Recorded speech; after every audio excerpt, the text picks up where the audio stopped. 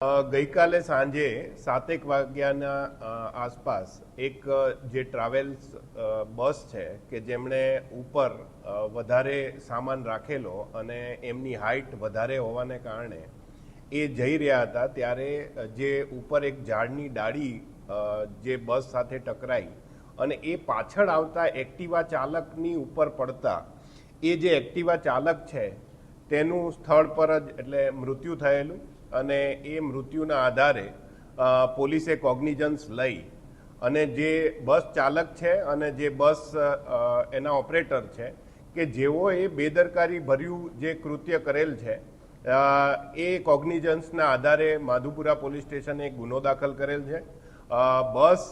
કોની છે, ટ્રાવેલ્સ કોની છે એ સીસીટીવી અને એના આધારે એ આઈડેન્ટિફાઈ કરવામાં આવેલું છે અને આરોપીને પકડવાની કાર્યવાહી હાલ ચાલુ છે. પોલીસ અત્યારે હાલ એ વેરીફાઈ કરી રહી છે અને જે મોટર વ્હીકલ એક્ટ મુજબના કાયદાના જે ભંગ છે આ ઉપરાંત જે ટ્રાવેલ ચાલક સંચાલકની જે બેદરકારી છે એ બેદરકારી આધારે અને જે મ્યુનિસિપાલિટીનો જ્યાં